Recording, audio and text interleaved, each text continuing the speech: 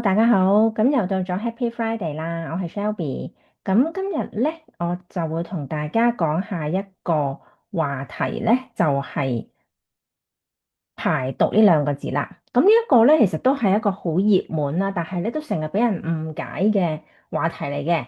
咁我相信咧，大家咧如果打開社交媒體啊，咁樣周不時咧都會見到排毒呢兩個字啦。咁可能你就會問啦，咦，其實咧我每一日咧都有排便嘅喎，亦都有間唔時又有出汗嘅喎。咁係咪代表我已經排咗毒咧？咁同埋究竟咩人先至真正去需要排毒咧？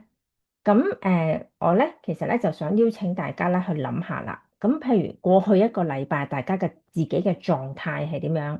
有冇試過咧起身嗰下咧，明明已經瞓咗7、8個鐘噶啦，但係都覺得好似好攰啦，好難起身啦，好似咧冇瞓過覺咁樣啦。咁又有冇試過咧？大家望住塊鏡嘅時候咧，覺得咧自己個皮膚咧毛孔比較粗大啦，或者好暗啞啦。咁又或者咧身體有啲地方咧好痕啊，或者係有啲疹啊，咁又或者覺得自己咧係個腦咧就好似有個謎團喺度裡面啊，即係有團霧咁樣轉得好慢啊，周身骨痛啊，又諗唔到自己係咩病嘅，甚至乎咧就係即係有時咧腸胃咧唔係幾好啦，咁屙啲便便唔係咁靚啦，或者咧就係即係唔係咁理想啦。呢啲全部咧，其實都係我哋身體發出嘅一啲求救信號嚟嘅喎。咁我成日都話啦，其實咧我哋個身體咧就好似一間屋咁樣嘅。咁我哋譬如幻想下，如果我哋淨係住嘅一間屋，但係咧唔抌垃圾嘅，有嘢就積埋啦。咁我哋又唔使拆間屋嘅，唔去清潔佢嘅。咁其實你都唔好話住幾多年啦。你住可能1、2個月、幾個月都已經頂唔順噶啦。咁我咧而家咧去 share 一幅圖俾大家睇，大家形象化啲，咁可能咧就會嚇一跳喎。好，我而家咧就 share screen 先。哇，係咪好恐怖啊？呢個咧左手邊咧就係如果一間屋咧被忽略嘅話咧，我哋唔抌垃圾啦，唔洗屋啦，唔抹屋啦，唔清潔嘅時候咧，咁其實久而久之間屋咧就會好核突啦，係咪？咁其實咧，如果我哋將呢間屋咧比喻為我哋嘅身體咧，其實我相信有唔少人嘅身體咧，其實都不知不覺間咧儲咗好多垃圾，自己唔知道。其實喺外面咧未必好明顯咁樣睇到，但係裡面咧其實就影響緊好多嘢噶啦。咁主要咧就係好似我哋屋企嗰個廁所咁樣，如果塞咗嘅話，咁你就啲污糟嘢會真係會流到成間屋都污糟晒嘅喎。咁其實我哋比喻翻喺個身體嗰度去睇嘅時候咧，其實就係我哋嘅肝臟同埋我哋嘅腸臟夠唔夠乾淨啦。咁如果我哋嘅腸道唔夠乾淨嘅話咧，我哋好多嘅廢物啦、垃圾啦、毒素啦，就會積住晒喺條腸嗰度啦。然之後咧，原來咧係會透過我哋嘅血液咧，去翻到我哋嘅身體嘅好多嘅器官啊，包括我哋嘅腎臟啦、我哋嘅肝臟啦、我哋嘅心啦、肺啦，亦都會經過我哋嘅血液、我哋嘅神經系統咧。去到我哋個腦嗰度啊，所以我哋啲神經線會發炎啦，我哋個腦咧都會積聚毒素喎，咁就解釋咗咧點解有腦部嘅問題，有腦霧嘅出現咧，其實都係我哋嘅身體嘅毒素咧唔能夠及時去清除嘅話咧，會影響到咁深遠啦。咁右手邊咧就係一個身體裡面長期有毒素積聚而冇去覺察到，去處理嘅時候咧，就唔單止係條腸塞咗，我哋嘅五臟六腑咧都會有積聚好多嘅毒素啦。咁我相信咧，大家如果有聽過之前嘅課堂啦，或者啱啱今個禮拜二嘅時候啊，Joanne 同 Gretchen 有一個嘅新嘅線上課堂咧，都有講到啦，就係咧其實我哋條腸同埋個腦咧嗰個 connection 咧，已經係有越嚟越多嘅研究報告咧。去證明俾大家睇咧，其實我哋條腸唔夠健康嘅話咧，我哋個腦係直接受到影響㗎。咁就係會有毒素嘅積聚啦，會有神經線嘅發炎啦。咁所以咧會令到我哋咧諗嘢啊，或者係轉數啊，或者係個反應上面、記憶力上面咧都有影響到㗎喎。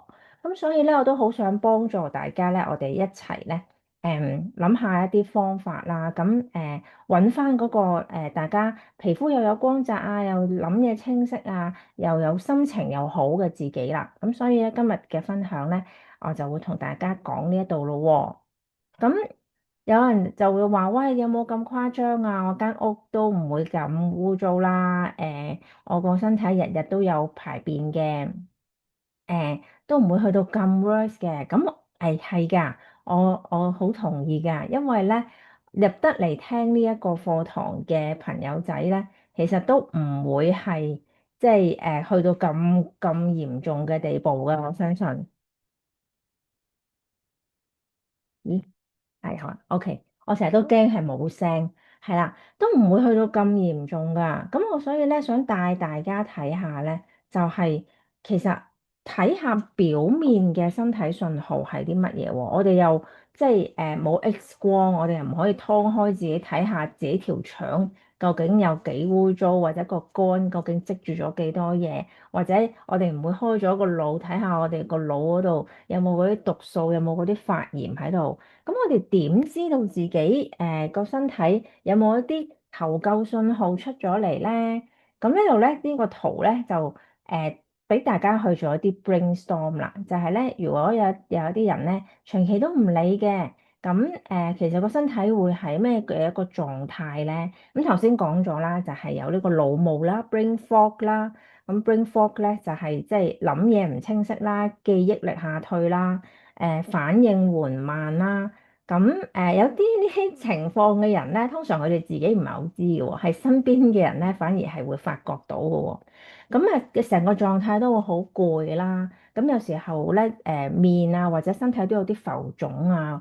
咁同埋咧黑眼圈咧都係一個身體有毒素積聚嘅一個其中一個嘅表徵嚟㗎。咁同埋咧，就係身體上面咧，肌肉啊、骨啊，都會有一啲嘅解釋唔到嘅痛楚啦，成日都會周身痛，呢度痛嗰度痛咁樣喎。咁或者甚至乎咧，腸胃唔好啦，有口氣啦。咁腰部嗰度咧係特別招積聚脂肪啦，所以就有好大個肚腩啦。咁亦都係排便啊、消化咧唔係咁暢順嘅。咁然後咧就睇到皮膚咧會比較暗沉一啲啦，甚至乎咧好多時候好容易會有啲痕啊、敏感啊、紅疹嘅出現。其實呢啲全部咧都係我哋身體喺度嗌救命嘅信號啊，就係話俾我哋聽，我哋個身體其實係時候要抌垃圾啦。咁就有呢啲咁樣嘅表徵咧俾你睇到啦。咁呢度坐咗喺度嘅係一個長期都冇理自己冇做過排毒嘅媽媽啦。咁啊當然唔淨止媽媽嘅，就係所有人咧長期唔理自己咧，其實都會有一個咁差嘅一個狀態。咁其實我哋長期影響咧，就係唔理呢啲信號嘅話咧，我哋嘅毒素咧會慢慢積聚啦，我哋嘅代謝就會變得越嚟越慢啦。咁我哋之前又啱啱又傾過代謝嘅問題啦。咁其實咧長期都唔去排毒咧，係絕對會令到我哋嘅代謝變慢嘅。咁代謝慢咗，我哋會好容易積聚脂肪，會個身體會有超重嘅問題啦。會有免疫力下降嘅問題啦，甚至乎會影響我哋嘅情緒嘅喎。你諗下，成日都好攰，咁心情又會煩躁嘅咯喎。咁當個身體個狀況唔好嘅時候咧，心情都煩啲，亦都好難有好高質量嘅能量去照顧屋企人啦、小朋友啦、支持老公啦，或者去經營自己嘅工作啦、事業啦，係咪？咁其實當初究竟係咩原因會令到我哋咁多毒素積聚，或者令到我哋忽略咗一個排毒咧？就係咧好多時候咧，我哋即係個環境啊。我哋其實現今咧食嘢係入去身體咧，其實如果我哋真係一個不留神咧，好多時候都會攝取到好多嘅垃圾食物啦。咁其實嗰啲唔係一啲優質嘅營養，反而咧係會令到我哋有好多嘅難以消化嘅物質嘅呢啲嘅對於身體係有負擔嘅嘢咧，就會儲咗好多垃圾喺我哋嘅身體嗰度啦。咁其實真係我哋嘅身體都係好似一個機器咁樣咧，有時係 garbage in garbage out 嘅，即係你食啲乜嘢，you are what you eat。好多時候我哋即係好唔 aware 地咧，啊唔緊要啦，食包公仔麵肚餓，突然之間想食個宵夜啦，整個餐肉公仔麵先。咁其實我哋係滿足咗嗰一刻，但係咧，其實真係好多嘢會儲咗喺個身體嗰度，係我哋日積月累之下咧，會令到我哋嘅狀態就下降噶啦。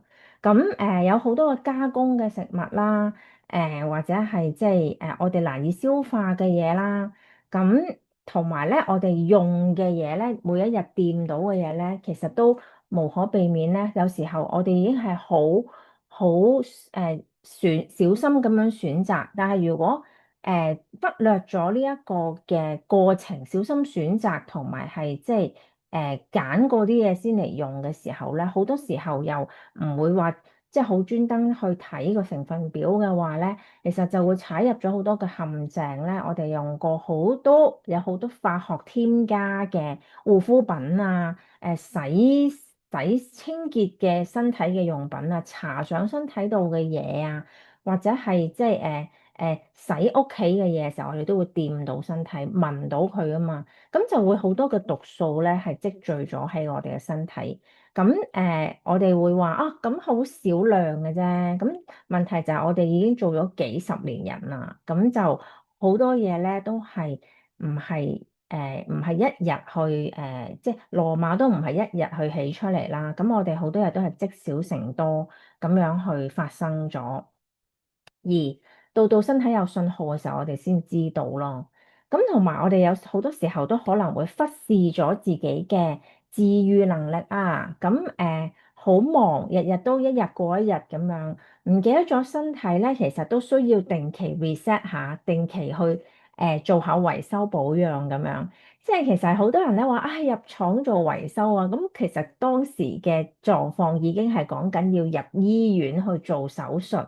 去移除一啲唔需要唔好嘅嘢啦。咁其實呢一步咧已經去到好 worse 嘅地方咯。咁喺我嘅心目中咧，我哋嘅修理定期嘅重啟同埋修復呢啲咁樣嘅維修工作咧，就係我哋嘅定期嘅排毒。如果我哋定期排毒做得足夠嘅話咧，其實我哋就唔會積聚到個身體去到一個差到真係要入醫院做手術去做呢個大修理咁差嘅狀況啦。咁所以咧，我又相信咧，大家都唔係好似呢一個媽媽咁樣咧，差到咁樣嘅個狀態。咁但係我哋又調翻轉去諗啦，就係啊，我哋如果我哋去睇下一個好好嘅狀態嘅時候，我哋又可以睇下啊，我自己而家呢一刻嘅狀態咧，同呢一個理想嘅狀態差幾遠咧？咁樣。咁我哋又想象一下，一個理想嘅狀態咧，如果我哋可以擁有到由內而外透出嚟咁靚嘅膚質，咁精神又好飽滿咁開始每一日，每一朝早一起身咧就充滿喜悅咁樣，充滿呢個動力咁樣咧，同埋咧係好舒服嘅個身體起身嘅時候，唔會話攰到黐住張床咁樣嘅，好精神飽滿咁樣開展一日啦。咁然之後腸道又好輕鬆嘅。一起身咧，可能咧飲完杯水之後咧，就好舒服咁樣去排便嘅啦。日日都有入就有出咁樣，係好舒服嘅，好乾淨嘅個人。跟住個心情咧又好平和嘅，然之後做乜都好順嘅，又可以好鬆容咁樣去處理晒屋企嘅嘢啦，處理晒工作上面嘅嘢啦，咁樣大家去諗下先。我飲啖水。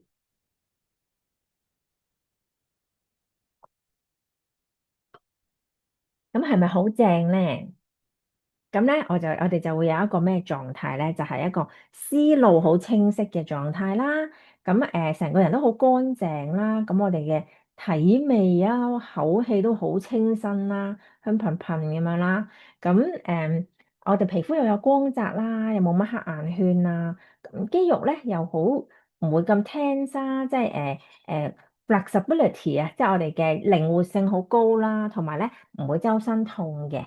咁然之後咧，條腰咧又唔會話太過積聚好多嘅垃圾脂肪啦，同埋消化好暢順嘅。呢一個咧就係如果我哋可以實行到定期排毒之後嘅狀態啦。咁我哋有乜嘢正嘢咧？呢一個狀態之下，就係我哋嘅誒思維更加清晰咧，工作效率提高啊，同埋咧。最緊要一樣嘢咧，就係我哋咧，其實都係屋企嘅健康守門人嚟噶嘛，係咪？咁當我哋咧，每一位媽媽咧，喺屋企嘅每一位女性咧，當我哋活得更加健康、更加自由嘅話咧，呢一份嘅正能量咧，其實係會直接影響到我哋嘅屋企人噶喎，令到我哋嘅屋企咧個氛圍咧係更加和諧噶喎。我哋成日話咧，即係屋企嘅女人咧，穩定嘅話咧，個屋企咧。就穩定㗎啦。咁所以我哋去 manage 好管理好自己嘅狀態咧，對於個屋企嘅健康和諧咧係非常非常之重要㗎。媽媽健康，小朋友先健康㗎。媽媽健康甚至乎會帶挈到個老公都健康啲嘅。呢個咧真係我嘅咁多年嚟嘅經驗之談同埋肺腑之言。咁我哋好啦，所以咧今日咧。我哋就開始講下，究竟我哋平時點樣可以幫助自己排毒咧？咁首先咧，我哋有一樣嘢要搞清楚喎，排毒咧就唔係好似快閃咁樣，哇！我一日裡面排毒搞掂咁樣，其實好難㗎。我哋咧，如果我哋真係要定期咁樣進行一個排毒咧，都起碼要做一個14日嘅。咁好多人會問我嘅喎，我咧今日咧全日都係飲檸檬水，做一個斷食，或者我呢排咧呢3日裡面咧就食每一日咧都食一啲特別嘅排毒餐咁樣。咁係咪就係排咗毒㗎啦？咁我又想帶大家去諗下啦。如果一間屋咧10年都冇打掃過嘅，入邊都塞滿垃圾，就係頭先嗰張垃圾屋嗰張圖啦。咁你有冇你會唔會覺得你淨係花10分鐘抹下張台，掃一掃個門口位，抹下個門口嗰道門，咁間屋就會乾淨晒？就會已經回復翻好好嘅狀態，唔再臭啦。咁係咪就咁快就得咧？咁其實大家都會諗到係需要時間去一步一步咁去做，有個程序，有一個嘅過程咁樣去做噶。咁所以咧我哋咧個身體排毒都一樣啦。我哋係需要一啲時間咧去啟動呢一個修復程序嘅。咁所以咧就唔係嗰啲一日快閃就做到㗎。咁譬如喺14日一個嘅過程裡面咧，其實個身體咧係唔同嘅日數咧係做緊唔同嘅嘢。咁通常頭幾日咧，咁 let's say 頭5日咁樣啦，其實就係將好多年積聚嘅垃圾咧係鬆開佢啊。個動作咧就好似拆開多年冇搞過嗰啲垃圾袋，嗰啲屋企塞住喺度唔喐嗰啲嘢。即係咧，儲咗幾十年咧，唔捨得抌嗰啲嘢咧，你首先都要摷翻佢出嚟啦，係咪？因為喺窿窿罅罅嗰度噶嘛，通常同埋喺可能塞埋咗喺啲房唔知邊度啊嘛，咁你要摷佢出嚟，打開佢啲袋，打開佢啲箱，睇下裡面有啲乜先啦。咁所以喺我哋嘅身體做緊嘢咧，就係我哋首先要軟化腸道嗰啲廢物啦，同埋將細胞裡面咧嗰啲化學殘留咧係鬆脱出嚟啊，咁就係。呢個咧就係預備我哋做一個深層嘅排毒噶啦。咁我哋就有一個嘅鬆脱期，就1 day 1至 day 5，跟住到第6日開始咧，就係一個搬運期啦。咁個好似咧就喺間屋咧，就係將嗰啲垃圾大箱一箱一箱咁樣搬出個門口嗰度。咁我哋個身體會做咩咧？就係我哋嘅肝臟啦、腎臟啦。個代謝咧會被啟動咗咧，會全力咁樣咧就去嘔嘢出嚟啦，就確保咧嗰啲係開始啟動咗個代謝咧，就係確保嗰啲毒素咧係排出嚟，就唔好喺個身體裡面再塞車啦。咁呢個又係要用幾日嘅時間去做㗎喎。咁然到最後咧，去到11至14日嘅時候咧，身體先至可以真係有一個重啟嘅時期嘅。咁就好似重新裝修咗啦個屋企，抹抌晒垃圾之後咧，就慢慢再執靚佢啊，可能油翻油啊，換翻啲清新空氣啊，咁樣嘅一個過程啦。咁即係我哋嘅身體上面咧，就係有一個細胞嘅深層修復啦，嗰啲營養吸收會翻嚟啦。本來咧就係好多垃圾隔住咗，我哋都吸收唔到啲營養。咁我哋移開晒啲垃圾之後咧，我哋營養吸收就翻倍啦。咁我哋個身體咧就開始有一個見得到嘅即係改善啦。咁啊，皮膚啊、精神啊都會好咗啦。咁所以呢個就解釋咗俾大家聽咧，點解排毒唔係一日快閃，同埋唔係間唔中做一兩日，做下唔做下咁樣，其實係完成唔到呢個排毒程序㗎。咁所以咧，如果大家有 follow 我都一段時間咧，都知道我咧，每隔一段時間咧就會做一啲14日嘅 challenge 㗎啦，可能係排毒嘅 challenge 啦、清腸啦、reset 嘅 challenge 啦，都不約而同咧會係起碼14日嘅。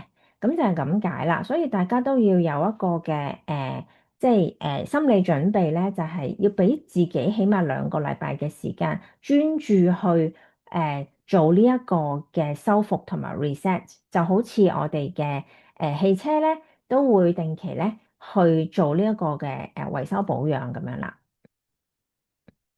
咁我以下落嚟咧就會分享下咧，其實喺我呢幾年裏面咧，都做過好幾款咧係唔同類型嘅排毒嘅 program 啦，咁係重啟身體機能嘅 program 啦，咁佢都以下落嚟我 share 嘅咧都係比好有效㗎，我試過，咁亦都同其他嘅朋友仔咧係一齊去做咧，咁大家個效果都好好嘅。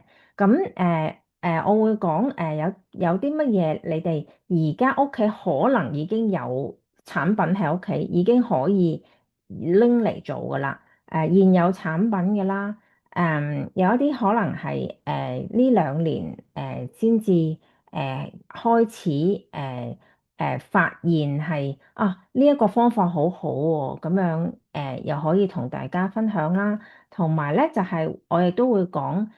嚟緊咧有一啲嘅新產品咧即將推出啦，或者係已經買得到嘅，咁可以咧就係更加專注深層咁樣去幫助身體咧去排毒嘅，咁同埋咧可以即係誒一個升級版啊，係啦，比起現有嘅產品再一個升級版，咁我亦都會介紹嘅。咁好啦，首先咧我就先講一個咧，就係我幾年前已經開始做嘅一個 program 啦，叫做清腸排毒減肚腩嘅 program 嚟嘅。咁呢一個顧名思義咧，真係清腸排毒㗎。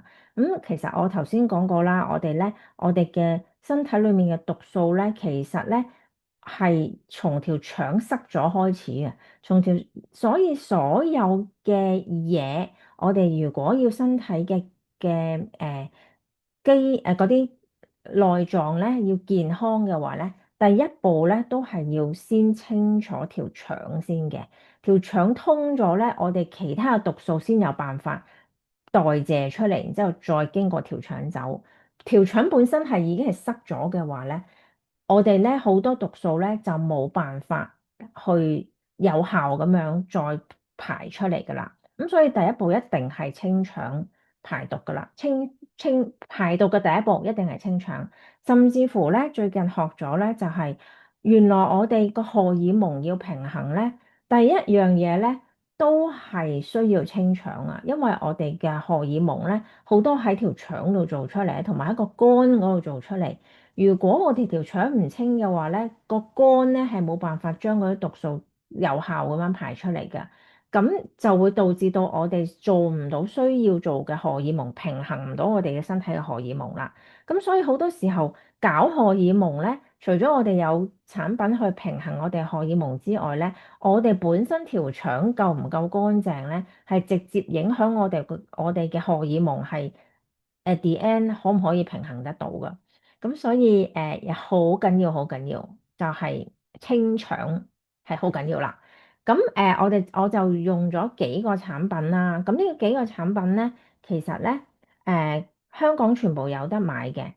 咁加拿大咧就嗰個 ICP Daily 啦。sorry。大家要改改先，因為咧以前咧就叫做 ICP Daily 嘅，就係左上角嗰個。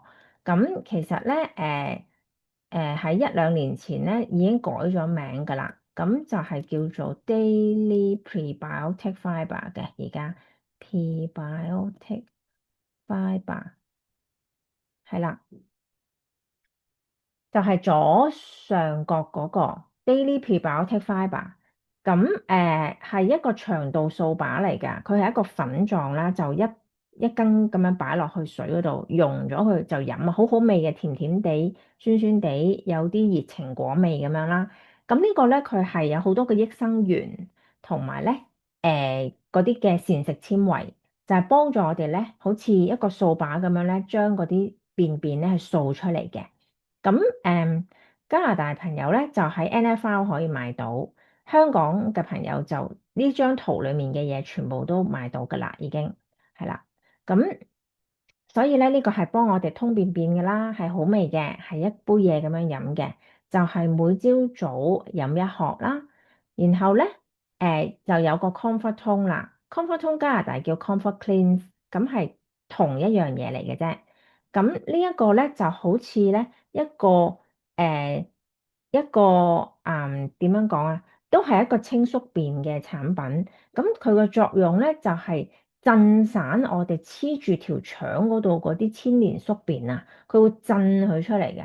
佢呢一個係非常之勁，佢可以清到我哋條腸裡面嗰啲絨毛裡面黐住喺窿窿罅罅嗰度嗰啲嘅污糟嘢咧，就會吞吞吞清晒佢出嚟嘅。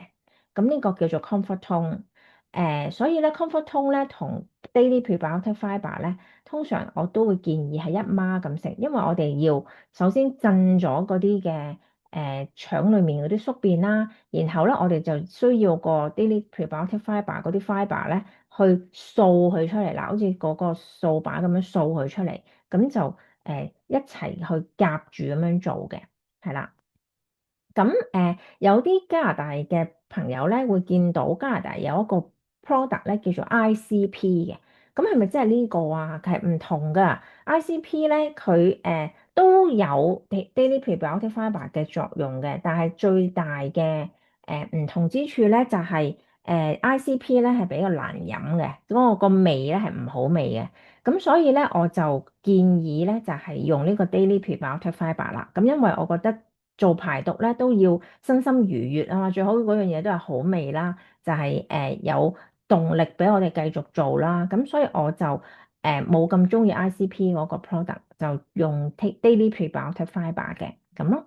咁然之後咧，我哋就要有酵素啦，我哋就食我哋嘅 Essential Science 4。咁呢個咧就好似一個源頭減廢嘅道理，就係咧我哋食入去嘅嘢咧。全部都要靠呢啲酵素咧去分解嘅。咁其實大部分人長期都唔夠酵素啦，導致到咧就係咁多廢物積聚咗喺度，尤其是喺個腰嗰度，喺嗰個身體嘅中央位置，同埋喺條腸嗰度。咁我哋如果每一餐都食醫科嘅話咧，起碼我哋食落去嘅嘢咧就唔會再積聚，同埋都可以幫手咧分解咗我哋已經積聚咗嗰啲垃圾，令到佢更加容易排出嚟嘅。咁醫科大神咧，我會每日兩次，每次兩 pair，就跟我嘅午餐同埋晚餐咁樣食啦。咁然後臨瞓之前咧，我就會補充我嘅益生菌啦，就會臨瞓之前咧就係食兩粒。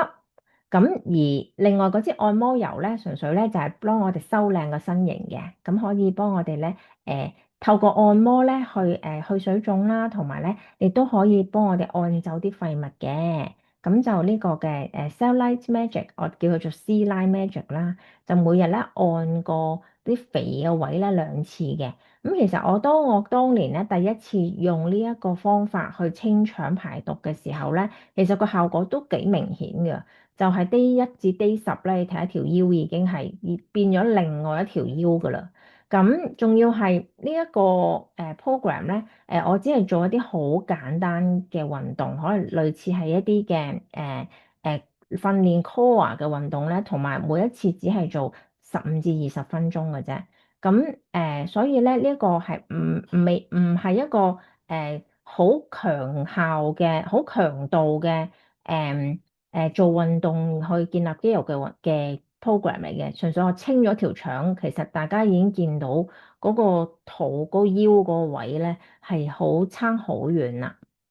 咁啦，咁呢個係非常之有效㗎，係啊，所以其實我自己喺一年裡面咧，我發覺咧，我會自動自覺咧，就係大概每2、3個月到啦，我就會做一次嘅排毒或者 reset 嘅啦。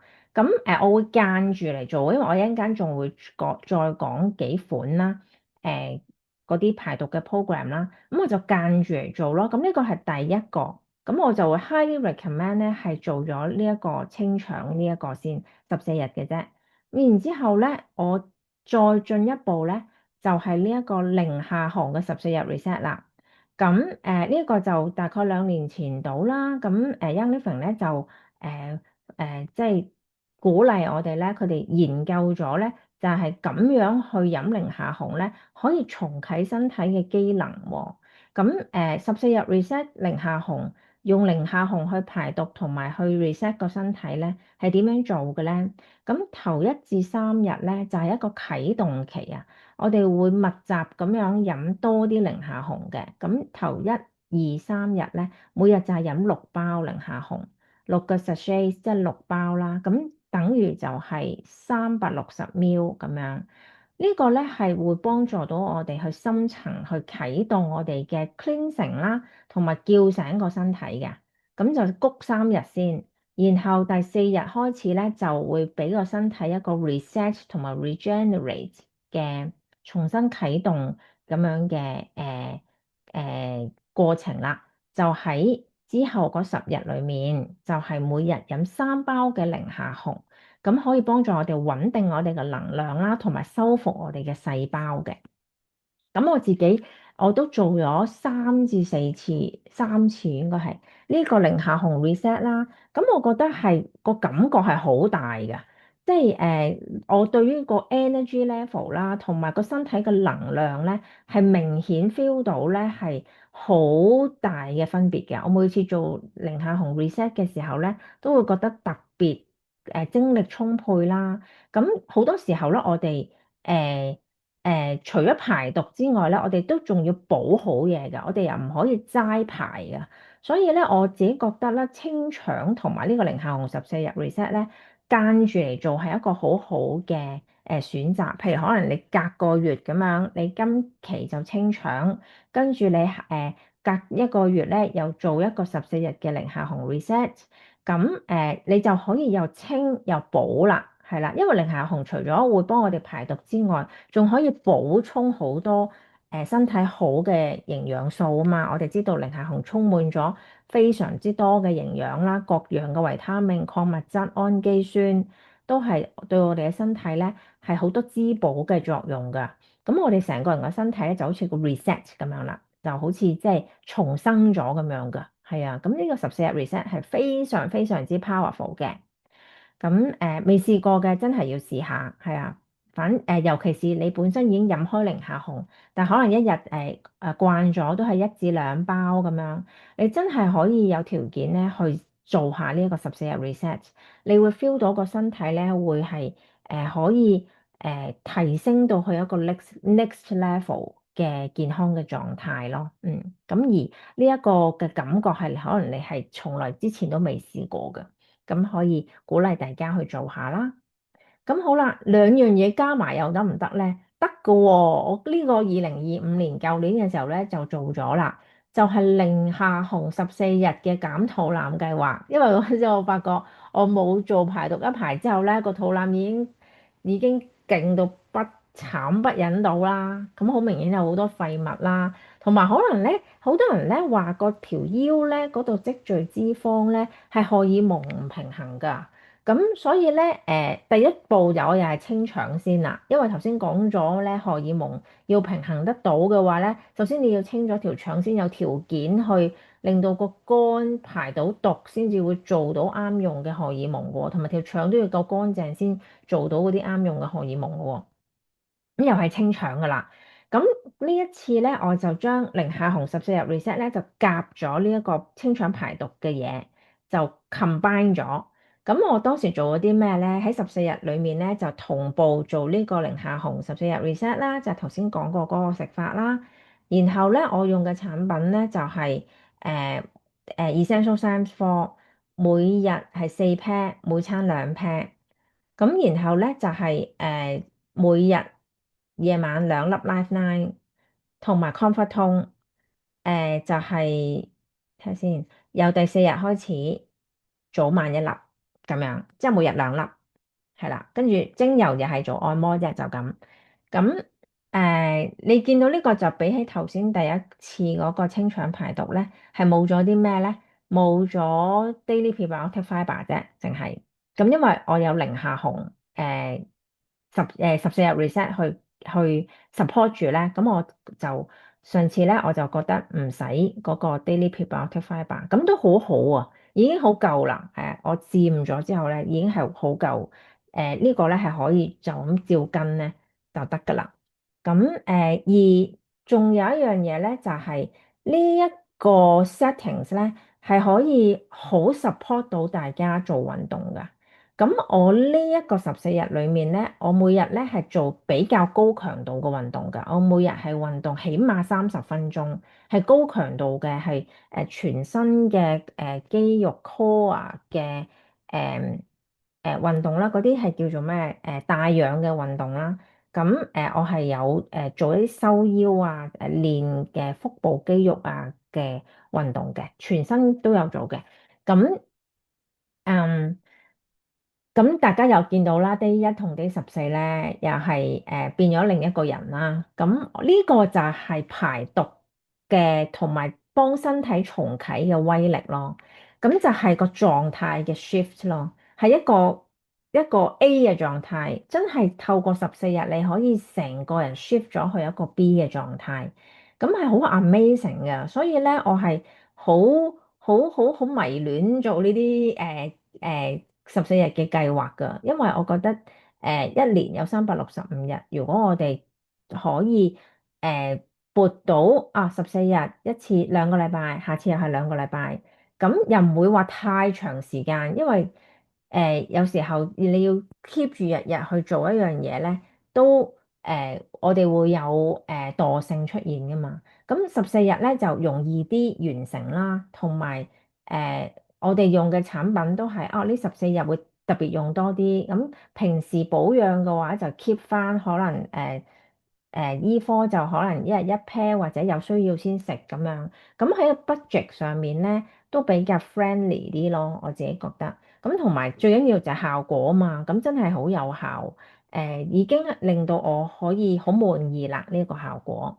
咁所以呢個咧就係零下紅14日 reset 加埋呢個排毒減肚腩就可以做啦。咁呢個係呢一次咧，我係有刻意去做運動練肌肉嘅，所以你見到我條腰最後咧係嗰個肌肉嗰個感覺咧係多啲嘅，係啦。咁好啦。誒、最近咧就有一啲新產品咧就係推出啦。咁呢個咧就叫做 Detox Trio 啊，就係排毒孖寶啊。咁呢個佢直頭咧係一個新研發嘅一啲嘅優化版嘅產品嚟嘅。咁如果係 Young Living 比較耐啲嘅朋友仔咧，咁你哋就會記得有一個產品咧叫做 Juva-Tone 啦。咁Juva-Tone咧就係幫助我哋嘅肝臟去排毒嘅。咁而家咧佢就喺舊年嘅時候咧，係將佢裡面嘅成分咧再升級，就變做叫做 liver tone 係啦。咁佢咧就話肝臟、腸臟嘅排毒咧係有分開3個階段嘅。咁而呢個 liver tone 咧就可以support 到我哋第一、第二個階段，咁就係幫助我哋咧去嗰個肝臟去即係排出肝臟嘅毒素嘅咁樣。咁然之後咧配合埋呢個隔離嗰個 whole body cleanse 咧，就係第3個階段啦，係啦。咁咧就係將我哋排出嚟嘅嗰個毒素咧，就係支援條腸去掃嗰啲毒素出嚟，咁即係排便啦。咁但係呢兩個產品係一齊食嘅，可以咁所以如果大家可以 NFL 買到嘅話咧，咁我知道咧加拿大咧係可以買到呢個 duo 嘅，咁你可以一齊買嚟一齊食，咁你就一次過咧可以做晒肝臟同埋腸道嘅排毒啦。咁裡面嘅成分咧係非常之好㗎，已經係有足夠嘅成分咧，係可以 support 到你，又有益生元啦，又有即係纖維啦，足夠嘅唔同類型嘅纖維，包括水溶性同埋非水溶性嘅纖維啦，咁就係幫我哋咧掃走啲嘢啦。咁亦都有好多嘅草藥同埋精油嘅成分咧。喺兩個產品裏面咧，係幫助支援我哋嘅肝臟，真係去將嗰啲嘅收埋嗰啲垃圾同埋毒素咧，係離開我哋嘅身體嘅。咁所以咧，呢個咧個 duo 咧孖寶咧就一齊食嘅咁樣。咁好啦，香港咧我就知道咧，好似下個禮拜開始咧就有得買隔離嗰個，即係右手邊嗰個 whole body cleanser。咁個 whole body cleanser 本身咧就係攞嚟取替嗰個 ICP 嘅。頭先我咪話一個好難飲嘅飲品叫做 ICP。咁 ICP 咧其實呢個名點嚟嘅咧就係 I see poop 咁解啊，即係我見到我啲便便啦咁解。咁其實咧顧名思義都係一個幫助排便便嘅產品嚟嘅。咁而呢個咧亦都係一個粉狀啦，就係畢出嚟一羹咁樣一擺落杯嘢飲度去飲嘅。你可以加埋其他嘅粉狀產品又得，或者你就咁飲呢個都得嘅。據聞咧係好味嘅，係啦。咁我覺得好緊要咯。如果好味嘅話，我有動力日日去飲啊嘛。咁所以呢個咧就將會咧係取代呢個 ICP 嗰個 product 啦。咁我都好期待試下呢一個，係啊。咁所以咧，如果你哋買到呢個嘅話咧，咁譬如我想做呢個清腸排毒喎，咁你就可以咧。我自己覺得咧可以代替咗呢個 ICP daily daily prebiotic fiber 係啦。daily prebiotic fiber 可以代替咗啦。咁comfort tone 都可以代替係啦，因為咧我聽啲用家分享咧，食呢個 whole body cleanse 呢再加埋食埋醫科嘅話咧，其實個效呢個。食埋醫科嘅話咧，其實嗰個便便嗰個量咧，同我哋食 Comfort Tone 同埋呢個 Daily Prebiotic Fiber 咧，係都好相似啦。咁所以咧就可以慳翻呢兩個產品，就用嗰個去代替咯。咁你就配合埋 Essential Sans 4，因為好緊要㗎。Essential Sans 4就係酵素啊，你唔夠酵素嘅話咧，好多嘢都做得唔暢順㗎，嗰個身體。咁你分解唔到啲嘢咧，咁啲嘢又係繼續積翻喺度，咁所以一定要食埋 Essential Sans 4。咁同埋咧，我都會建議食埋呢個 Life Line 嘅，因為我哋屙咗好多便便咧，我哋要補充翻啱嘅益生菌、益菌喺條腸嗰度，咁就配合埋咧，咁就 perfect 啦。咁你就可以有一個新嘅即係排毒清腸排毒嘅組合啦。咁我再講多次啦。咁如果買到 whole body cleanse 嘅，咁就係 whole body cleanse 再加 Life Line 加 E4咁樣，咁可以試下啦。咁有零下紅啊，梗係可以再飲埋零下紅啦。咁同埋咧，你清腸排毒啦，我都好多時候咧都會教大家咧用下精油按摩下你想收嘅位啊。因為咧係喺你清腸嘅期間咧去做呢一樣嘢咧，係對於個shaping，即係對於你去修身修靚個 body 咧係事半功倍嘅，喺清腸嘅時候做。咁你條腰係容易啲收出嚟嘅。如果你不嬲都好積住好多垃圾喺度嘅話咧，你點搽都冇乜用嘅啫。但係你清咗條腸咧，你搽咧，你啲位咧，你有位收入去啊嘛，咁佢就真係收咗入去嘅。咁所以咧就可以買呢個 Cellulite Magic 嘅按摩油啦，咁去幫我哋排毒嘅，同埋幫我哋係塑形嘅可以。咁仲有咧，如果你想再好啲咧，其實咧我哋有一支精油咧叫做 Juva Flax 喎。咁呢個 Juva Flax 咧可以咧搽喺個肚墩嗰度，咁咧又係可以幫助我哋更加好咁樣做呢個排毒嘅。咁所以我哋進行緊呢個排毒嘅時候咧，可以配合呢一支叫 Juva Flax，佢又幫助我哋嘅肝同埋我哋嘅腸道做排毒嘅。咁啦。咁最後咧就講多一個咧，其實我最近咧都睇好多呢一個古法咧，又再流行翻啦。咁有好多嘅崇尚自然療法嘅人咧，都會用到呢一個叫 castor oil，叫做蓖麻油啊，係啦。咁就其實大家上網咧會揾到一啲嘅有機嘅冷壓嘅蓖麻油咧，castor oil。呢一個咧係即係喺古時咧，啲人咧已經發現咗呢一個 castor oil 咧係可以幫助到身體進行排毒嘅。咁做嘅方法咧就係將佢敷喺個皮膚上面，咁可以敷喺個肚墩、肚臍嗰個位啦，或者敷喺個肝臟嗰個位。肝臟就係我哋嘅右手邊胸部以下嗰一大片，由前到後都係我哋嘅肝臟嚟嘅。咁有啲人咧會咧，譬如用一個嘅pad 啦，咁就將嗰啲蓖麻油咧滲咗落個 pad 嗰度，咁咧就擺喺個肝度，就敷住佢濕敷咁樣就瞓覺。咁佢哋話咧呢一個咧會幫助到我哋個身體個淋巴嘅循環啦，同埋咧會將嗰啲毒素咧容易啲 flush 出嚟嘅，即係會最後都係通過便便去排走啦。咁但係呢一樣嘢咧，會幫助到我哋嘅肝臟會做得再叻啲嘅喎個排毒。咁我都好想試下。咁我發覺咧，而家咧喺網上面咧已經有一啲好方便嘅，好似個膠布咁樣，但係佢中間嗰個位咧係好厚嘅，係咧令到你可以 hold 住嗰啲 castor oil 啊，咁你就可以貼喺個肚臍度啦，或者有啲大塊啲嘅咧，你倒嗰啲 castor oil 落去咧。跟住就貼喺個肝嗰度啦，咁就貼幾個鐘或者貼瞓一晚咁樣，就讓嗰啲 castor oil 就滲入個身體嗰度。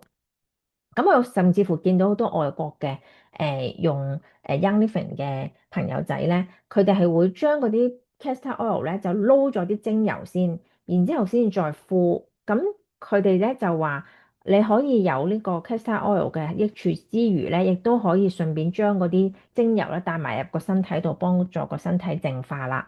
咁佢哋會用頭先呢支啦，Juva Flax 啊，或者用大齋啊。或者有另一支叫 Juva Cleanse 嘅精油啦，咁佢哋都會用呢啲精油咧，去幫助自己去進一步做呢個身體排毒嘅。咁同埋個效果佢哋話好好嘅喎，即係覺得個身體會嗰啲不知名嘅痛楚咧會冇咗啦，跟住個關節又覺得喐得舒服咗啦，個人又會精神咗。最緊要聽到最多嘅就係個人會精神咗咯，係啊。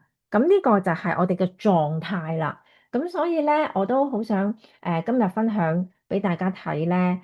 坦白講，我都唔係成日都有咁好嘅狀態啊。咁但係呢個狀態咧，就係我每一次排毒之後咧，我都 feel 到㗎。係啊。咁所以希望大家鼓勵大家同我都一齊努力啦。咁我都會繼續。努力去 keep 到一個咁樣嘅乾淨嘅一個好嘅狀態啦。咁所以我自己就通常2、3個月到啦，就會做一次一個咁樣嘅排毒嘅 program 啦。咁所以我而家咧又開始諗㗎啦，又開始諗我希望咧喺3月嘅時候咧可以做到一個14日嘅排毒 program，咁可以同大家一齊去做啦。咁所以depends 大家有啲乜嘢產品，或者你需要買咩產品啦。咁如果你買到呢個 Whole Body Cleanse 嘅話咧，咁我就好鼓勵大家。香港嘅話，好似係3月2號有買到呢個 Whole Body Cleanse 啊。咁美國sorry 加拿大朋友咧就係撳去 NFL 咧就買到呢一套噶啦，咁樣樣咯。咁你所以咧係會好容易得到你需要嘅嘢嘅。咁然之後 E4就度度都買到噶啦。咁 Lifeline 亦都係可以買到呢個益生菌咧。咁你就可以試呢一個清腸嘅 program 啦。嗯哼。好，咁我今日咧就講到呢一度噶啦。咁進一步嘅消息咧，大家就再留意幾時有得買啦。即係其他嘅資料啦。同埋咧，如果大家對於頭先我講嘅嗰個條腸啊，點樣影響我哋嘅腦啦，甚至乎點樣影響我哋嘅其他嘅功能啦，我哋內臟嘅功能啦，點樣影響荷爾蒙啊？咁樣咧，同埋如果對於 Whole Body Cleanse 嘅成分咧，有興趣再知多啲嘅話咧，好鼓勵大家咧睇翻幾日之前咧，阿 Joanne 同埋 Gretchen 咧，佢哋嗰個嘅課堂啦，咁嗰度咧就係講咗好多嘅資料嘅。所以我今日嘅重點咧就唔係講嗰啲，我重點就講咗俾大家聽咧，點樣去做一個14日嘅自己做嘅排毒嘅療程啦。OK。咁好，我哋下次再傾啦，拜拜。